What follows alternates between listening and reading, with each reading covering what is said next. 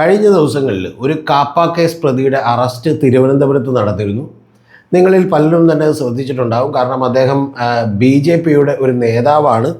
സുഗതൻ എന്നാണ് അദ്ദേഹത്തിൻ്റെ പേര്. അപ്പോൾ ഈ അറസ്റ്റിനെ നമ്മുടെ മാധ്യമങ്ങൾ എങ്ങനെയാണ് ഇത് സ്വീകരിച്ചത്, അല്ലെങ്കിൽ അവരെങ്ങനെയാണ് ഇതിനെ വാർത്തയാക്കിയത് എന്നുള്ളത് എന്നെ വല്ലാതെ അത്ഭുതപ്പെടുത്തിയിരുന്നു. അതിലേറ്റവും പ്രധാനപ്പെട്ട കാര്യമെന്ന് പറയുന്നത്, മിക്ക മാധ്യമങ്ങളും തന്നെ ഇത് വാർത്തയാക്കുകയും പോലീസുകാരെടുത്തിട്ടുള്ള രാത്രി അദ്ദേഹത്തെ അറസ്റ്റ് ചെയ്യുന്ന ദൃശ്യങ്ങളൊക്കെ തന്നെ പുറത്തേക്ക് കൊടുക്കുകയും ഒക്കെ തന്നെ ചെയ്തിരുന്നു. അപ്പോൾ ആ പുറത്തേക്ക് കൊടുത്തിട്ടുള്ള ദൃശ്യങ്ങളിൽ തന്നെ കേരളത്തിൽ ആദ്യമായിട്ട് സംഭവിച്ച ചില കാര്യങ്ങളുണ്ട് എന്നുള്ളത് നിങ്ങൾ മനസ്സിലാക്കണം. ഒരു മാധ്യമവും നിങ്ങളോട് ഇതിൻ്റെ ഡീറ്റെയിൽസ് ഇത്രത്തോളം കൃത്യമായി പറഞ്ഞിട്ടുണ്ടാവില്ല. അതിലേറ്റവും ആദ്യത്തെ കാര്യം എന്ന് പറയുന്നത്, പോലീസ് മുകളിലേക്ക് വെടിവെച്ചിട്ടാണ് ഒരു കാപ്പ കേസ് പ്രതിയെ അദ്ദേഹത്തിൻ്റെ വീട്ടിൽ നിന്നും അറസ്റ്റ് ചെയ്യാൻ കഴിഞ്ഞത് എന്നുള്ളതാണ് ഒന്നാമത്തെ കാര്യം. രണ്ടാമത്തെ കാര്യം, അദ്ദേഹം ഒരു BJPയുടെ കൗൺസിലറാണ്.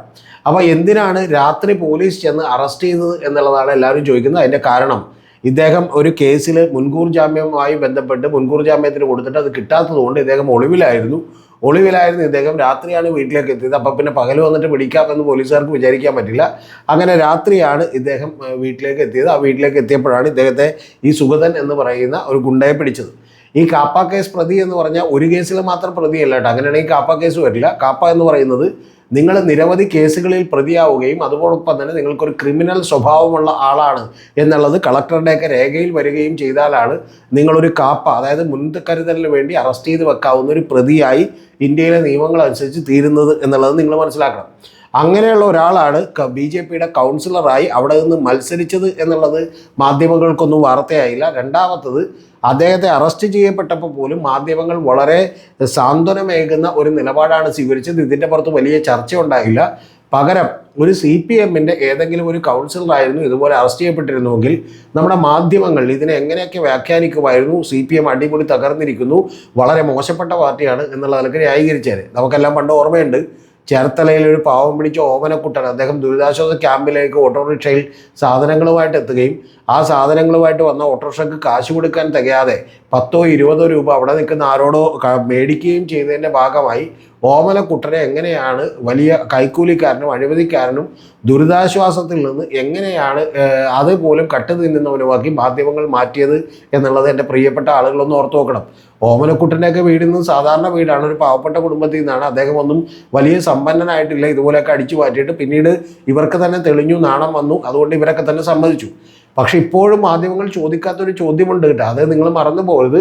ആ ചോദ്യത്തിന് ഏറ്റവും പ്രധാനപ്പെട്ട ചോദ്യം, വയനാട്ടിലെ വീടുകൾ, കോൺഗ്രസ് വാഗ്ദാനം ചെയ്തിട്ടുള്ള വീടുകൾ എന്തായി? അതിന്മേൽ നിങ്ങളൊരു സ്ഥലം മേടിച്ചു, കല്ലിട്ടു, ആ കല്ലിന് പുറത്തൊരു കല്ലെങ്കിലും എടുത്തു വെച്ചോ എന്നുള്ളത് എല്ലാവരും തന്നെ പറഞ്ഞു. വയനാട് പുനരധിവാസമാണ് ഏറ്റവും ആദ്യത്തെ ഫസ്റ്റ് പ്രയോറിറ്റി എന്നാണ് KC വേണുഗോപാൽ പറഞ്ഞത്.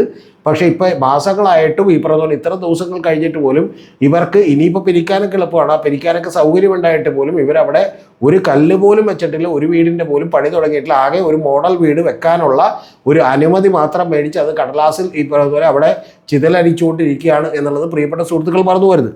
അപ്പോഴാണ് ഈ അറസ്റ്റ് വരുന്നത്. ഈ അറസ്റ്റ് കേരളത്തിൽ ഒരു രാഷ്ട്രീയ നേതാവിനെ ചെല്ലുന്ന അറസ്റ്റ് ചെയ്യാൻ വേണ്ടിയിട്ട് മുകളിലേക്ക് വെടിവെക്കേണ്ട അവസ്ഥ ഉണ്ടായിട്ടുള്ളത് അവിടെയാണ്. കൂടാതെ ഈ സുഗതൻ്റെ ഭാര്യ അടക്കമുള്ള നിരവധി പേർ പറയുന്നത് ഇദ്ദേഹത്തെ പിടിച്ചു വലിച്ചു എന്ന്, അവരുടെ മാല പൊട്ടിച്ച് പോലീസുകാർ എടുത്തുകൊണ്ട് പോയി എന്നുള്ളതൊക്കെയാണ്. പക്ഷേ ഇതും മാധ്യമങ്ങളൊന്നും വാർത്തയാക്കുന്നില്ല. ഇനി പോലീസിനെതിരെയും മാധ്യമങ്ങൾക്ക് വാർത്ത കൊടുക്കാൻ വലിയ താല്പര്യമില്ല എന്നുള്ളത് മനസ്സിലാക്കണം.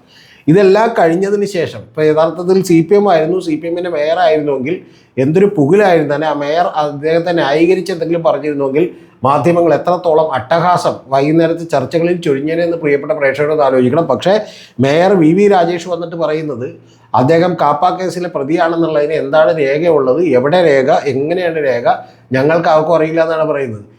മേയർ കേരളത്തിലെ ക്രമസമാധാന പ്രശ്നത്തിൻ്റെ ഉത്തരവാദിത്വമൊന്നും മേയർക്കില്ല. മേയർ കേരളത്തിലെ ആഭ്യന്തരമന്ത്രിയുമല്ല VV രാജേഷ് മനസ്സിലാക്കേണ്ടത്, താങ്കളെ ഒന്നും പോലീസിന് ബോധ്യപ്പെടുത്തേണ്ട ഒരു ആവശ്യമില്ല. അതുകൊണ്ട് താങ്കൾക്ക് വേണമെന്നുണ്ടെങ്കിൽ ഈ പറഞ്ഞ പോലെ മറ്റേ സുഗതന് വേണ്ടിയിട്ട് നിയമപരമായി നീങ്ങുന്ന വക്കീലിൻ്റെ അടുത്ത് ഇതൊക്കെ ചോദിക്കാം. അവിടെ വക്കീലിന് കൊടുക്കാൻ ബാധ്യതയാണ്. കോടതിയിൽ സമർപ്പിക്കുന്ന രേഖകളിൽ നിന്ന് താങ്കൾക്ക് അതിൻ്റെ കോപ്പി എടുക്കാം. അല്ലാതെ താങ്കൾ തിരുവനന്തപുരം മേയറാണെന്ന് താങ്കളെ ബോധ്യപ്പെടുത്തേണ്ട ആവശ്യത്തിരിക്കട്ടെ. അപ്പോൾ യഥാർത്ഥത്തിൽ ഇനി VV രാജേഷിൻ്റെ വാദം എന്താണ് എന്നുള്ളത് പോലും മാധ്യമങ്ങൾ ചോദിക്കുന്നില്ല.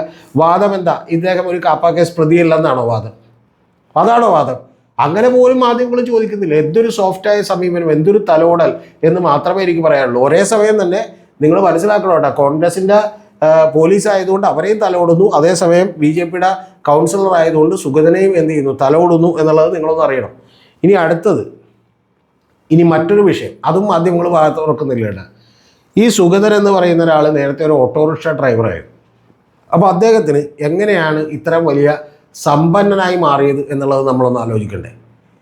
ഏറ്റവും ഒടുവിൽ പോലും ക്ഷേത്രവുമായി ബന്ധപ്പെട്ടുള്ള സ്ഥലത്തുണ്ടായ ചില ആക്രമണങ്ങളുമായി ബന്ധപ്പെട്ടാണ് ഇദ്ദേഹത്തെ അറസ്റ്റ് ചെയ്യാൻ തീരുമാനിക്കുന്നത്. അദ്ദേഹത്തിൻ്റെ കേസുകളെക്കുറിച്ച് ഇവർക്ക് വാദോരാതെ അന്വേഷണമില്ല, ചർച്ചയില്ല, ഒന്നുമില്ല. കൂടാതെ അദ്ദേഹത്തിൻ്റെ സമ്പത്ത് എങ്ങനെ ഉണ്ടായി എന്നുള്ള കാര്യത്തിലും മാധ്യമങ്ങൾ വാതുറക്കുന്നില്ല. ഗംഭീരം. നിങ്ങൾ യഥാർത്ഥത്തിൽ, ഞാൻ വിചാരിച്ചിരുന്നത് നിങ്ങൾ VD സതീശ മേനോൻ ഭജൻസാണ് മാധ്യമങ്ങൾ എന്നുള്ളതാണ്. യഥാർത്ഥത്തിൽ അതിൻ്റെ ഒപ്പം VD സതീശ മേനോൻ BJP ഭജൻസ് എന്നാക്കി മാറ്റുന്നത് വളരെ നന്നായിരിക്കും എന്നാണ് എനിക്ക് പ്രിയപ്പെട്ട മാധ്യമങ്ങളോട് പറയാനുള്ളത്.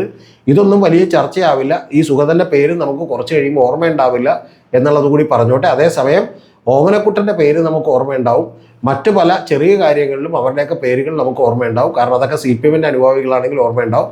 BJP-യുടെ ആളുകളാണെങ്കിൽ നിങ്ങൾ ഓർക്കേണ്ട ആവശ്യമില്ല.